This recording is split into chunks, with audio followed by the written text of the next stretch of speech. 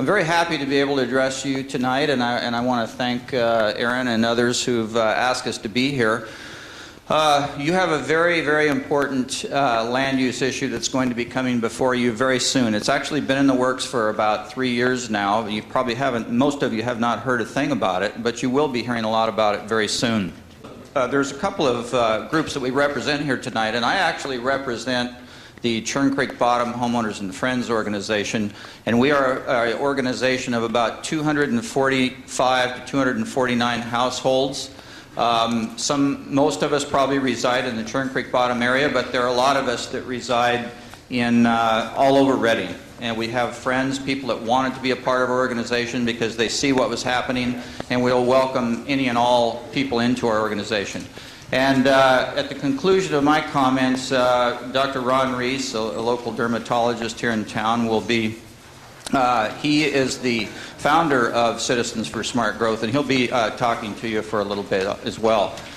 I'd like to, first of all, can everybody hear me okay? Yeah, okay, very good. I'd like to first of all do some introductions, some of the people that are with us tonight. Tom Reams here is one of your he's also a member of Churn Creek Bottom Homeowners, and he's an organic farmer in Churn Creek Bottom, and he's a member of your group there. So, and his friend Michelle is with him. Next to Tom there, we have Greg and Ashley Unger. Greg lives at Churn Creek Bottom as well. He retired phone company executive and contractor. And we have Larry Solberg, long-term resident of Churn Creek Bottom. And myself, a 21-year resident of Churn Creek Bottom. And Jeff, where is he? I met him, there he is. He probably doesn't remember me. I rode motorcycles with him a few years ago. I forget where we went now, but I have actually met Jeff once before. I did work for the Highway Patrol for 29 years, and I retired, and a lot of people do well in retirement. I didn't. I was immediately bored, so I taught high school in Red Bluff for a few years. So if I come off of this step here, and if I see any of you passing notes between each other, I'll be on you just like that, just to let you know. I currently work as a contract deputy for the United States Marshal Service. My base operation is at Bocelli and Hartnell in the U.S. District Court up there.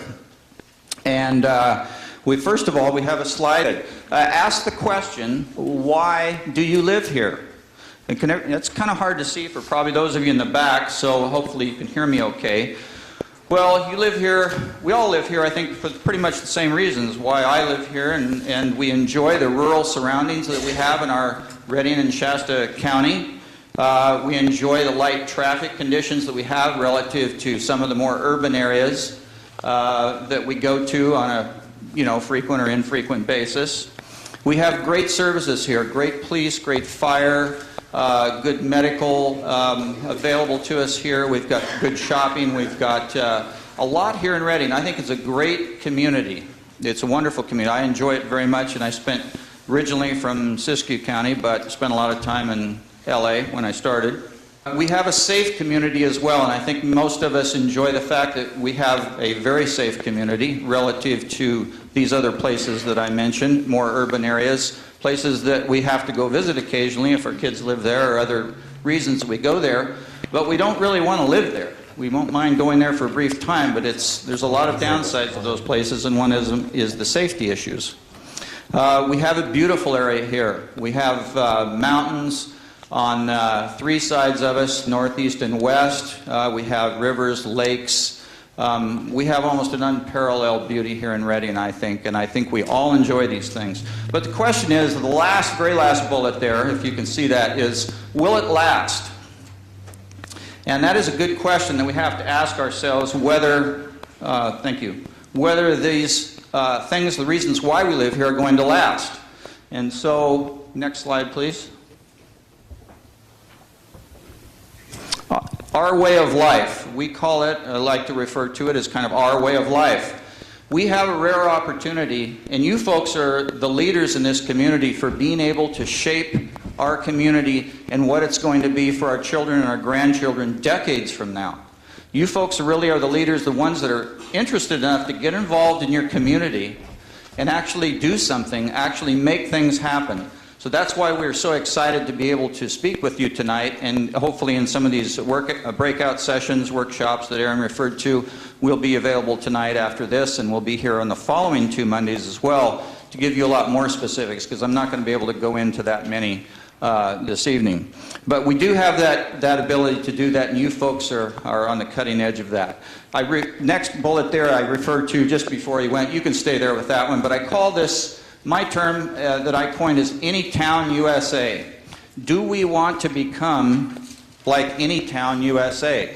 And when I say that, what I mean by that is you travel to Fairfield, Sacramento, the Bay Area, Los Angeles. They all have this same look to them, don't they? They all kind of, you have the strip malls and you have the same traffic, the way they do the roads. It's all very similar. I don't know how you feel about it, but I'm not real comfortable there. I'm very comfortable here in Redding and in a more rural setting like we have now, that have we have a unique kind of identity, I think, the way I like to describe it, to our community. We have the rivers, we have a lot of things that are unique here that, frankly, I don't want to lose, and I don't think most of you folks want to lose those either.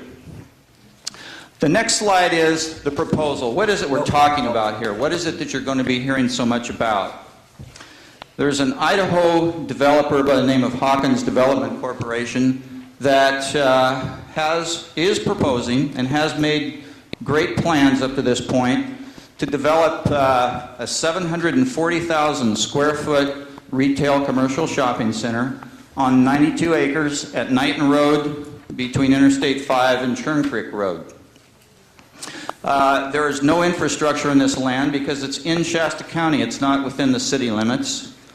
And since the city of Redding is certainly not excited about having this development, they're not going to provide any infrastructure. By infrastructure, I mean sewer, I mean water, I mean flood channels, those kinds of things that one normally associates with building a development of this size.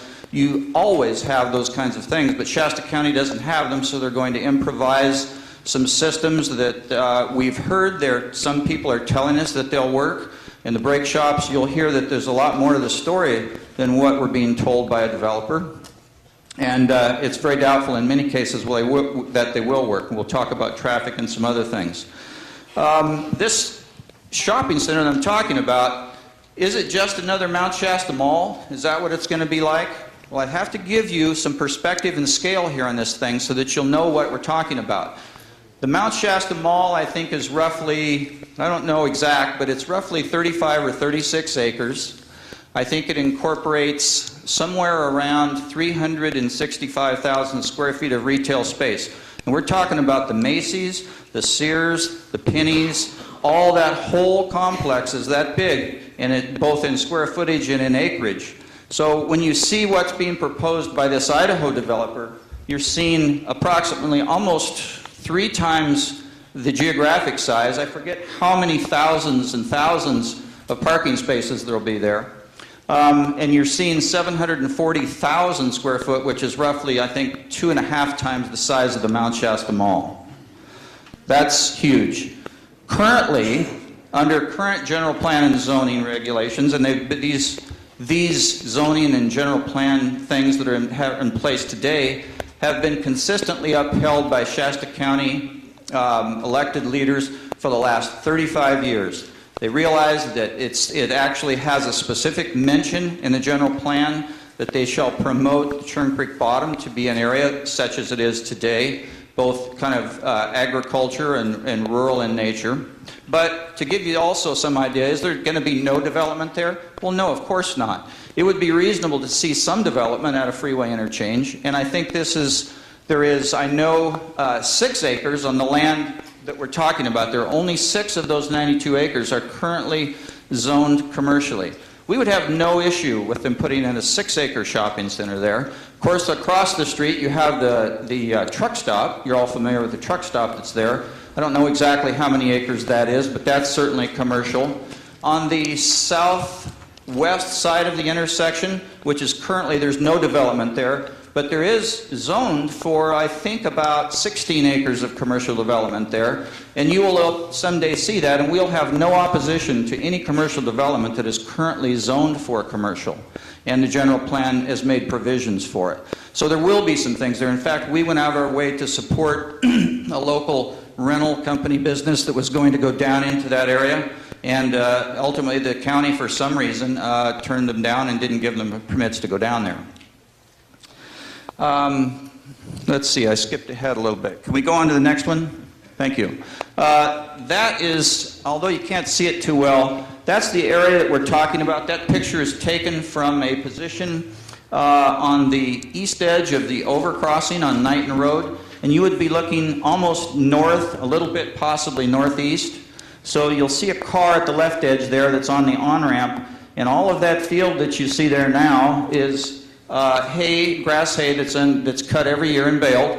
Beyond that, as far as you can see, you'll see a green area there. That's 45 acres that's currently under cultivation with oat hay. And the far trees that you see would be the far northern reaches of the development. What you don't see on that is it goes onto the right side of that depiction. The development goes clear out to Churn Creek Road, which is even bigger. So that's giving you some idea of the area. Next one, please. Why build it? Why would you want to build something like that in this economic climate? That's a good question. What you're going to be told is that the developer will say that it's going to create jobs. The developer will also say that it will create sales tax revenue. Well, as far as the job creation, you all remember the Auto Mall 3 years ago, same piece of property that was proposed to go there. Wisely, the Board of Supervisors turned the Auto Mall down. They recognized that the purported economic benefits were really not what they were said it was going to be. They realized that there were going to be just way too many problems with it. So the jobs that are going to be down at this mall, if built, will not create new jobs. It will take the jobs that are existing in the city of Reading right now and will simply move them down to the county. Well, why would that be happening?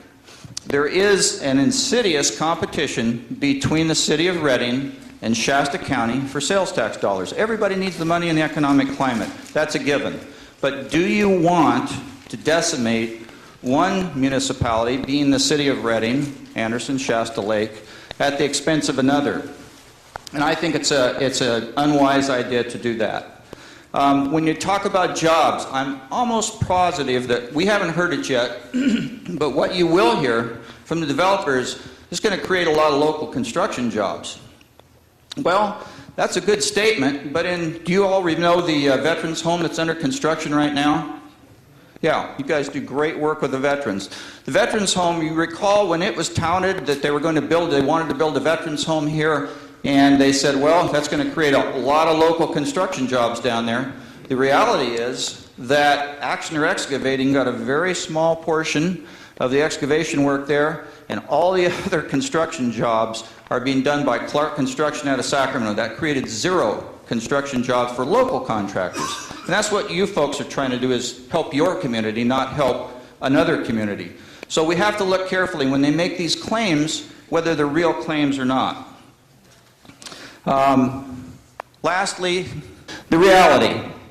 The reality is that this project, if built, will have a destabilizing economic effect on our community. It is going to suck the life out of the city of Reading's ability to fund public services.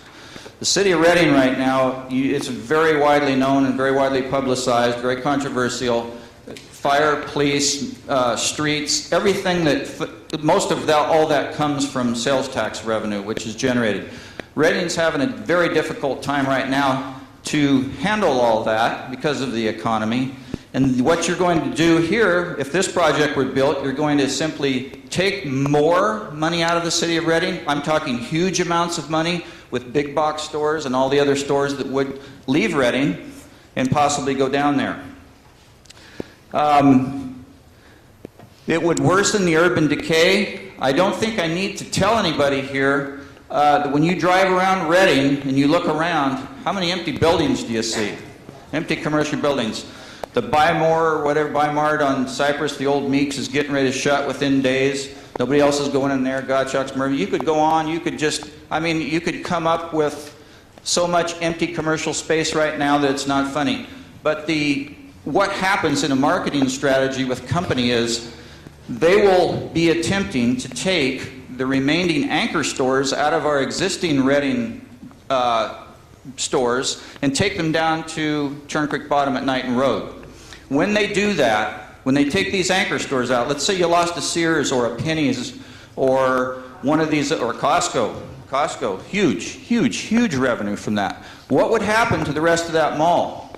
I would very easily see the Mount Shasta Mall, by losing one large anchor tenant, is declining, and then losing a lot of the other tenants that they have in there. And pretty soon, you've got the dilapidated, empty buildings, you've got higher unemployment, you've got poverty. And what happens with urban decay, I think that's on the next one. You get a feeling of kind of a hopelessness and despair. You've all seen some of these towns in the east, the Detroits, some of those large urban centers. What happens after you get a period of blight or urban decay is you get a feeling of hopelessness and despair just from simply living and working and being around these kind of empty buildings. And it just kind of is like a snowball effect that pretty soon they create more empty buildings. Pretty soon these stores are saying, I'm not going to move into that. There's no anchor tenants there. There's nobody there. They're all down at Knighton Road. Reading's going to empty out of a lot of these businesses. Okay. That's one I just covered. The causes of urban decay are many, actually. There's no single cause, but certainly government policy and planning decisions are a huge cause of urban decay. Local economies sometimes undergo big changes. You think of lumber industry here in Shasta County. When you think of that, for those of you who have been here a lot of years, you remember how many mills we had here that we no longer have. We no longer have this economic base. That can create as well, and then it just goes on and on and on. Next one, please.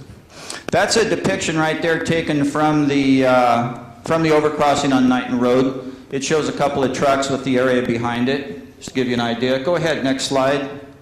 That's some of the hay that's grown right there, harvested by Steve Dabovich, a local farmer. He kind of leases that land from some of the owners there now. We can go on to the next one.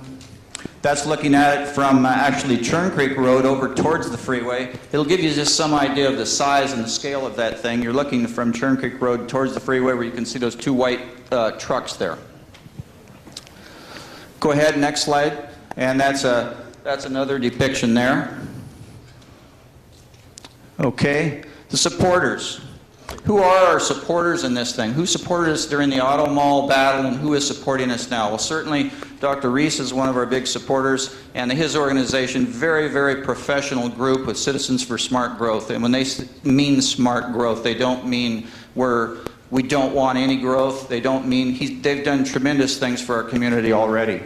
We have the California Farm Bureau. I mean, I just don't have time tonight to actually get into a lot of the other issues. I've talked basically about the urban blight and decay, but that's only one issue. We've got probably a dozen other large major issues that are going to be problems with this development. We have the Habitat for Humanity supporters, Parkview Neighborhood Association, Shasta Cascade Farm and Food Coalition, Shasta Cascade Growers Association, and I think about 7 or 8 others that I didn't even mention there that are supporting us in this endeavor. There are some other factors to this. One is the traffic. And this plays into the same economic reasons that I talked to you about, and I'll try to cut it short. The developer, normally a developer in the city is doing like they're doing at Oasis. The city required that developer to improve the infrastructure of Oasis before he can only build, I think it's 150,000 square feet just east on Oasis of I-5. That thing had to be developed, and I think part of that was Tiger Grant money from the government. But in this case, in the Knighton Road, there is no funding mechanism that the developer has provided to cover the infrastructure improvements that are going to need to be done. You're going to at least quadruple the traffic in the area. Their own document, their own environmental impact report is saying that they have, when you talk about traffic and its conditions, they talk about level of service, that's LOS.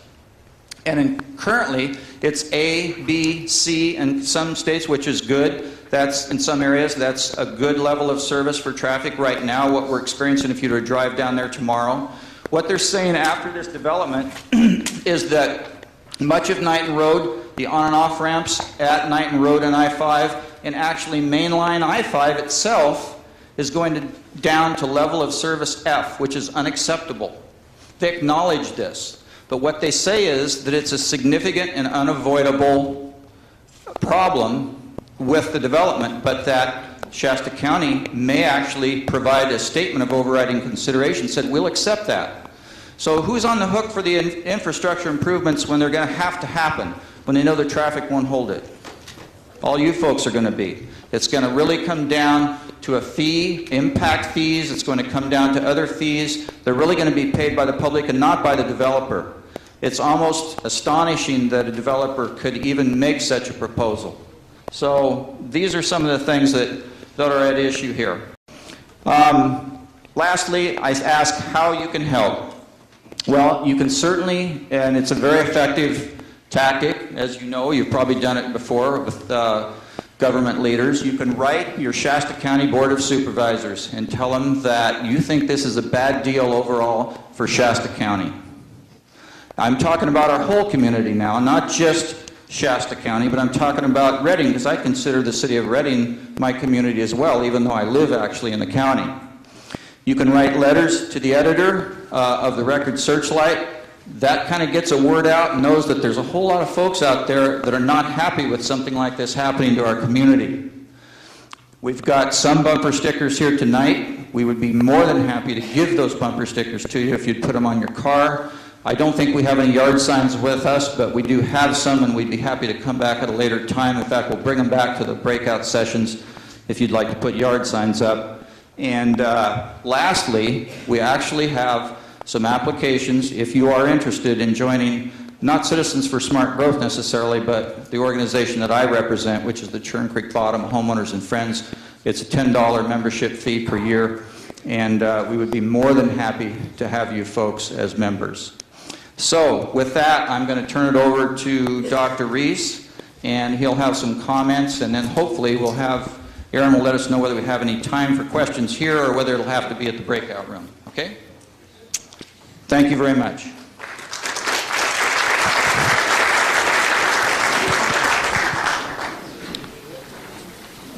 Thank you very much. My name is Ron Reese. I'm a local physician and founder of Citizens for Smart Growth.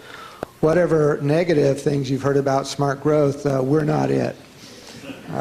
Smart growth means just that. Smart growth means carefully watching big government so it doesn't march over your land rights. Smart growth means watching over big development so that it doesn't march over your land rights. Citizens for Smart Growth means developing good development and many jobs. I like the word steward. Smart growth means being a proper steward for proper growth and proper development. We believe that this development does not meet that criteria.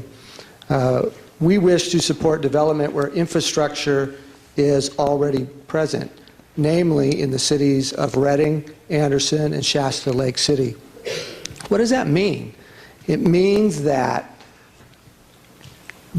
areas that already have roads, sewers, water, all those things are presently in those cities. They are not on Knighton Road. They are not in Churn Creek Bottom.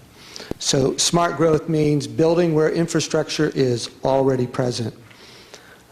We believe that if the big box stores of Target and Costco leave the Redding area, that will severely jeopardize the tax structure in the city of Redding, and it will contribute to urban decay, as was talked about. Take a look at this development here, or this picture. You have the Churn Creek Bottom area. That's actually about 1,000 square acres. Beautiful land. I mean, look at it. It's phenomenal. We have that in Shasta County. That is between Redding and Anderson.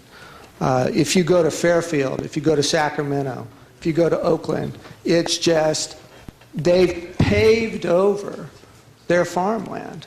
There's no distinct cities. Right now, we have distinct cities of Redding. we have distinct city of Anderson, a distinct city of Shasta Lake City. This, we believe, will be a domino effect. You pave over an area of 105 acres or 93 acres and put 7,300,000 square feet of commercial space. You know, that is a domino effect. Just take that red zone there and move that up to Reading. We think that's bad planning, and we oppose that. And who's doing this? Well, it's a out-of-town group. It's an out-of-state group. They're going to come here, they're going to make their dime, and then they're going to disappear. And they don't really care whether there's jobs in Reading, Anderson, or Shasta Lake City.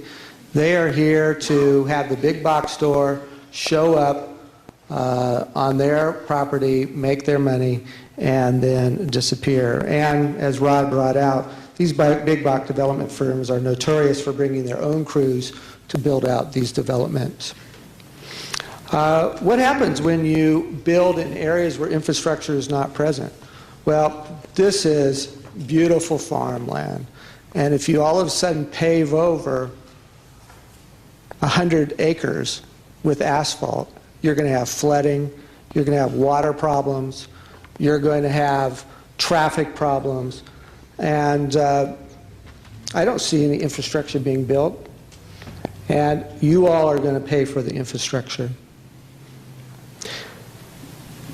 This isn't my idea about protecting rural area. This isn't my idea about protecting Churn Creek Bottom. This has been protected for 35 years by your Shasta County Board of Supervisors. They are the ones that have made promises to you. They are the ones that if they allow this development, they will be challenging 35 years of protecting this land. We can't let them go back on their promise. It's a promise to protect us against urban sprawl and poor urban planning. It's a promise that people can still live out the American dream of having an orchard and a garden and livestock and 5 acres of property to do what they want to do. If this development is allowed, it will create, again, a domino effect. Knighton Road and surrounding Churn Creek Bottom is both a symbol of why we have moved to Shasta County and why we enjoy living here. Knighton Road and Churn Creek Bottom is a rural jewel at the heart of Shasta County. Knighton Road and Churn Creek Bottom is a gateway to our airport east, a rural buffer to the city of Reading North, to the city of Anderson South, and to the recreation and scenic vistas of the Sacramento River West. The general plan already allows for development around Knighton Road. We're for that. But we are not for a 10 times increase in development that will have to take a major general plan revision. So Rod, I think, nicely reviewed some of the things that you can do. It makes a difference. We had about 500 people show up at the Auto Mall, at the supervisor meeting over a period of time, and we wrote letters, and the odds were totally against us that the Auto Mall would not go forward. It was defeated. We feel that similar grassroots writing to the Shasta County Board of Supervisors, to our local paper, will prevail. And again, thank you for an opportunity to speak before you about protecting this very important natural resource rural area that we have.